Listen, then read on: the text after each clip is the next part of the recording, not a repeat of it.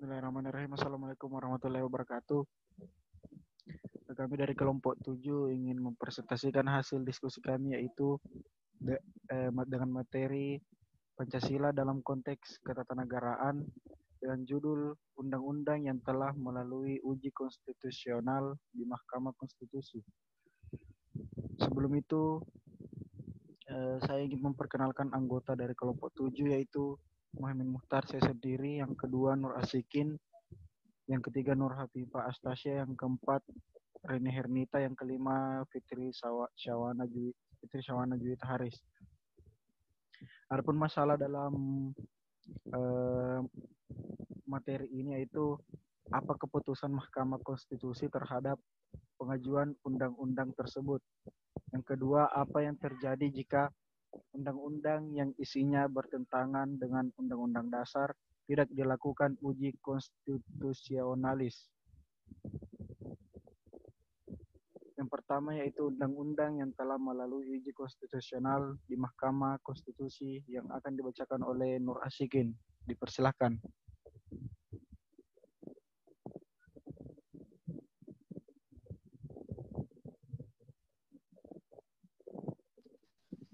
Terima kasih atas kesempatan tentang undang-undang yang telah melalui uji konstitusional di Mahkamah Konstitusi.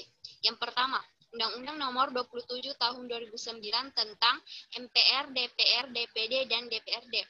Pada tanggal 12 Januari 2011, di ruang sidang Pleno Mahkamah Konstitusi, Hakim Konstitusi membaca putusan pengujian undang-undang, yaitu perkara Nomor 23, pengujian Undang-Undang 8 2010 dan perkara nomor 26 Undang-Undang 8 2010 di mana keduanya mengenai Undang-Undang nomor 27 tahun 2009 tentang MPR, DPR, DPD dan DPRD.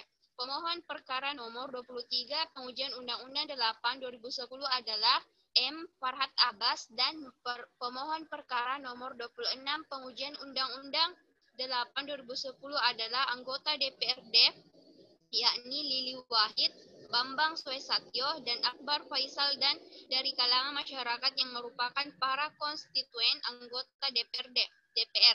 Dalam putusan Mahkamah Konstitusi tentang Mahkamah Konstitusi nomor 23 sampai 26 pengujian Undang-Undang 8 2010 menyatakan mengabulkan permohonan para pemohon untuk selanjutnya dan menyatakan pasal 184 ayat 4 Undang-Undang bertentangan dengan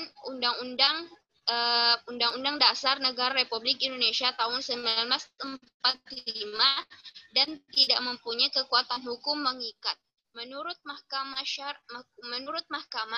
syarat pengambilan keputusan DPRD untuk usul menggunakan hak menyatakan pendapat mengenai dugaan presiden dan atau wakil presiden melakukan pelanggaran hukum tidak berupa pengkhianatan terhadap negara, korupsi, penyuapan, tindak pidana berat lainnya maupun perbuatan tercela dan perbuatan tercela. Presiden dan atau wakil presiden tidak lagi memenuhi syarat sebagai presiden atau wakil presiden tidak boleh melebihi batas persyaratan yang telah ditentukan oleh pasal 7B ayat 3 Undang-Undang 1945. Bahkan menurut Mahkamah pada tingkat usul penggunaan hak menyatakan pendapat persyaratan pengambilan keputusan DPRD harus lebih ringan dan persyaratan yang ditentukan pasal 7B ayat 3 Undang-Undang 1945 karena untuk dapat menindaklanjuti pendapat tersebut kepada Mahkamah Konstitusi harus melalui persyaratan yang lebih berat sebagaimana diatur dalam pasal 7 Undang tersebut sih.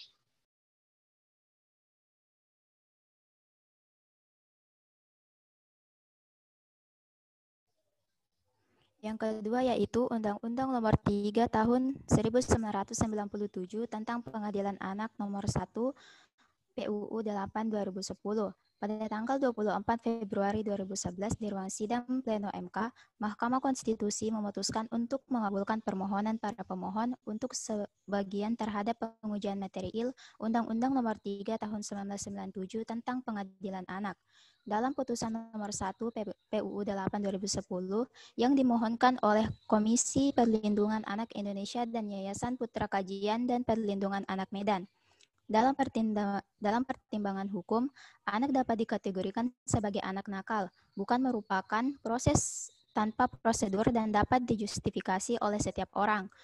Pemberian kategori anak nakal merupakan justifikasi yang dapat dilakukan melalui sebuah proses peradilan yang standarnya akan ditimbang dan dibuktikan di muka hukum dengan perubahan batasan usia minimal pertanggungjawaban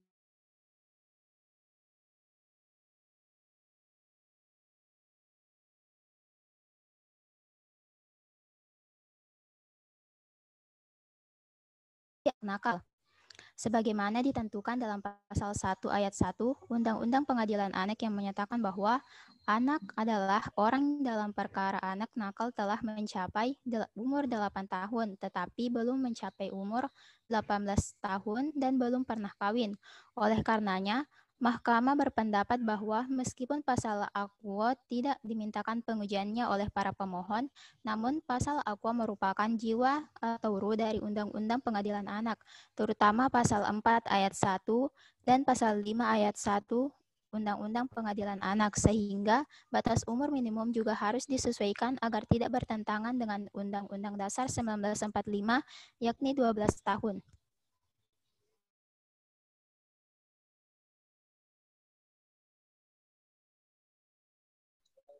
Selanjutnya, Undang-Undang Nomor 30 Tahun 2002 tentang Komisi Pemberantasan Tindak Pidana Korupsi, Undang-Undang Nomor 22 Tahun 2007 tentang Penyelenggaraan Pemilihan Umum, dan Undang-Undang Nomor 8 Tahun 1981 tentang Hukum Acara Pidana. Pada tanggal 20 Januari 2011, Mahkamah Konstitusi membacakan 3 putusan pengujian undang-undang atau PUU, yaitu nomor 60 PUU 8 2010 tentang pengujian Undang-Undang nomor 30 tahun 2002 tentang Komisi Pemberantasan Tindak Pidana Korupsi, nomor 63 PUU 8 2010 tentang pengujian Undang-Undang nomor 22 tahun 2007 tentang penyelenggaraan pemilihan umum, dan nomor 69 PUU 8 2010 tentang pengujian Undang-Undang Nomor 8 Tahun 1981 tentang Hukum Acara Pidana.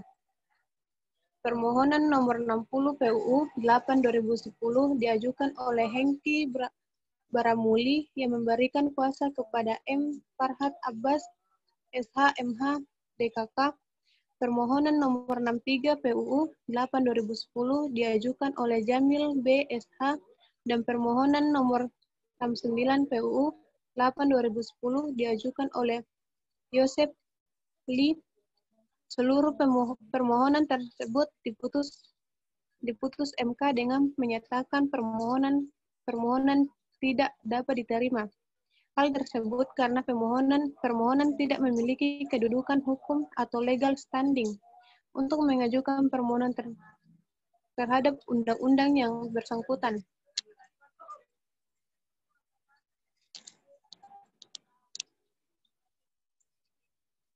Selanjutnya, Undang-Undang Nomor 11 Tahun 2008 tentang Informasi dan Transaksi Elektronik, Nomor 5 PUU 8 2010. Pada tanggal 24 Februari 2011 di ruang sidang pleno MK, Mahkamah Konstitusi memutuskan untuk mengabulkan permohonan para pemohon untuk seluruhnya terhadap pengujian material Undang-Undang Nomor 11 Tahun 2009 tentang Informasi dan Transaksi Elektronik dalam putusan nomor 5 PUU 8 2010 yang dimohonkan oleh Anggara SH. Dalam pertimbangan hukum, Mahkamah berpendapat tidak ada pengaturan yang baku mengenai penyadapan sehingga memungkinkan terjadi penyimpangan dalam pelaksanaannya. Dan penyadapan memang merupakan bentuk pelanggaran terhadap right of privasi yang bertentangan dengan Undang-Undang 1945. Right of privacy merupakan bagian dari hak asasi manusia yang dapat dibatasi atau derogable right. Namun pembatasan atas right of privacy ini hanya dapat dilakukan dengan undang-undang. Selain itu, Mahkamah menilai perlu adanya sebuah undang-undang yang khusus yang mengatur penyadapan pada umumnya hingga tata cara penyadapan untuk masing-masing lembaga yang berwenang. Undang-undang ini amat dibutuhkan karena hingga saat ini masih belum ada pengaturan yang sinkron mengenai penyadapan sehingga berpotensi merugikan hak konstitusional warga negara pada umumnya.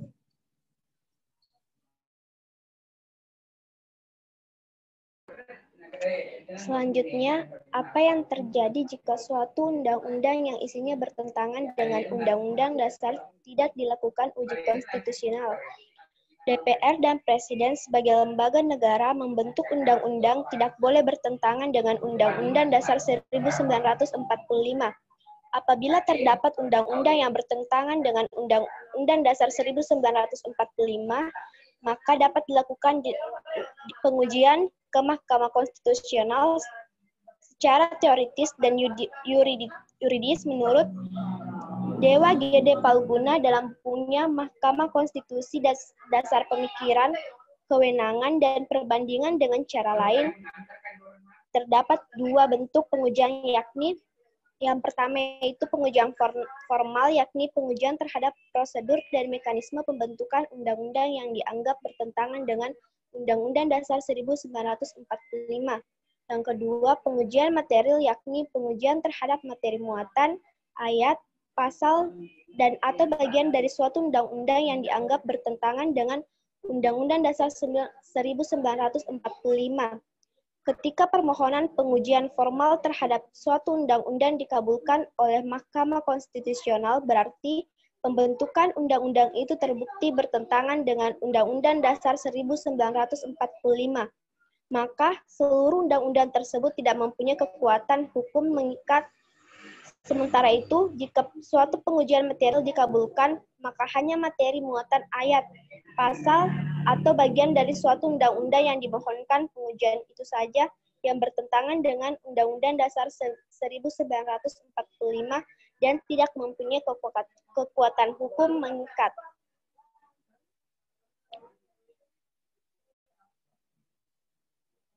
Putusan Mahkamah Konstitusional atau MK yang bersifat mengikat dapat diartikan bahwa putusan MK tidak hanya berlaku bagi para pihak, namun berlaku bagi seluruh rakyat Indonesia atau erga omnes dan memiliki kekuatan hukum tetap. Hal itu merupakan konsekuensi yuridis untuk menekankan bahwa putusan hakim atau pengadilan wajib ditaati. Putusan hakim yang telah berkekuatan hukum tetap dipandang dari sudut kekuatannya memiliki kekuatan mengikat yang sama dengan undang-undang. Apabila suatu undang-undang bertentangan dengan Undang-Undang Dasar 1945, maka Mahkamah Konstitusional diberi kewenangan untuk menyatakan undang-undang tersebut bertentangan dengan Undang-Undang Dasar 1945 atau unkonstitusional dan tidak memiliki kekuatan hukum yang mengikat melalui putusan MK.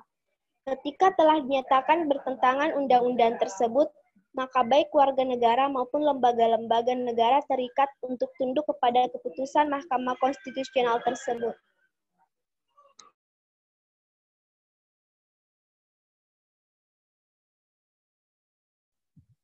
Selanjutnya yaitu mengenai larangan dihidupkannya kembali pasal-pasal yang telah dibatalkan oleh Mahkamah Konstitusi dalam rancangan undang-undang sebagaimana yang Anda tanyakan. Sebenarnya tidak ada aturan yang secara eksplisit melarang hal tersebut dikarenakan muatan pasal ayat dan atau bagian undang-undang yang telah dibatalkan oleh Mahkamah Konstitusi merupakan undang-undang yang dimohonkan untuk diuji pada waktu itu. Maka yang bertentangan adalah muatan pasal ayat dan atau bagian dari undang-undang yang dimohonkan diuji tersebut. Namun berbeda ketika materi muatan pasal ayat dan atau bagian dari suatu undang-undang tersebut telah dibatalkan oleh Mahkamah Konstitusi dan tidak memiliki kekuatan hukum mengikat, kemudian Kemudian muatan pasal ayat dan atau bagian dari suatu undang-undang yang telah dibatalkan dihidupkan atau dimasukkan kembali ke dalam rancangan undang-undang. Hal ini tentunya dalam bentuk undang-undang yang baru, maka akan besar kemungkinan setelah disahkan dan diundangkan, muatan pasal ayat dan atau bagian dari undang-undang tersebut akan dimohonkan kembali pengujiannya atau judicial review ke Mahkamah Konstitusi. Kemungkinan ini dikarenakan memiliki materi muatan yang sama terhadap muatan pasal ayat dan atau bagian yang telah dibatalkan oleh Mahkamah Konstitusi. Contoh kasus yaitu salah satu kasus yang menarik menyangkut pernyataan ini adalah munculnya kembali rumusan pasal-pasal mengenai penghinaan presiden dan wakil presiden dalam rancangan undang-undang Kitab Undang-Undang Hukum Pidana atau RUU KUHP. Sebagaimana diketahui, Mahkamah Konstitusi pernah membatalkan pasal penghinaan presiden dan wakil presiden dalam KUHP melalui putusan Mahkamah Konstitusi nomor 13/22 PUU nomor 4 tahun 2006 yang diajukan Egy Sujana dan pendapotan Lubis itu. Pada waktu itu Mahkamah menilai pasal 134, pasal 136 DIS, dan pasal 137 KUHP yang mengatur penghinaan terhadap presiden bisa menimbulkan ketidakpastian hukum karena tafsirnya yang amat rentan dimanipulasi oleh penguasa, dan pasal-pasal tersebut telah dinyatakan bertentangan dengan UUD 1945 dan tidak mempunyai kekuatan hukum mengikat, tetapi menariknya melalui RUU KUHP dalam pasal 263 sampai pasal 264 kembali memuat tindak pidana penghinaan terhadap martabat presiden dan wakil presiden. Ancaman atas tindakan pidana tersebut paling lama 15 tahun penjara bagi setiap orang yang menghina presiden dan wakil presiden lewat berbagai sarana maupun media. Menurut hemat kami, pasal-pasal ini berpeluang besar untuk kembali di judicial review ke Mahkamah Konstitusi, apalagi dalam pembahasan saat ini telah muncul banyak sekali perdebatan. Sekian presentasi kali ini. Kesimpulan yang dapat diambil yaitu keputusan Mahkamah Konstitusi memutuskan mengabulkannya permohonan para pemohon terhadap undang-undang yang telah melalui uji konstitusional terhadap beberapa undang-undang yang ada, yaitu Undang-Undang Nomor 27 Tahun 2009 tentang MPR, DPR, DPD, dan DPRD, Undang-Undang MD3. Yang kedua, Undang-Undang Nomor 3 Tahun 1997 tentang Pengadilan Anak Nomor 1 PUU 8 2010. Yang ketiga, UU Nomor 30 Tahun 2002 tentang Komisi Pemberantasan Tindak Pidana Korupsi, dan UU Nomor 22 Tahun 2007 tentang Penyelenggaraan Pemilihan Umum, dan UU Undang-Undang Nomor 8 1981 tentang Hukum Acara Pidana, dan Undang-Undang Nomor 11 Tahun 2008 tentang Informasi dan Transaksi Elektronik, Nomor 5 PUU 8 2010. Apabila suatu undang-undang bertentangan dengan Undang-Undang Dasar 1945, maka Mahkamah Konstitusi diberikan kewenangan untuk menyatakan undang-undang tersebut bertentangan dengan Undang-Undang 1945, unconstitutional, dan tidak memiliki kekuatan hukum yang mengikat melalui putusan Mahkamah Konstitusi. Sekian presentasi dari kami. Kurang lebihnya mohon dimaafkan. Assalamualaikum warahmatullahi wabarakatuh.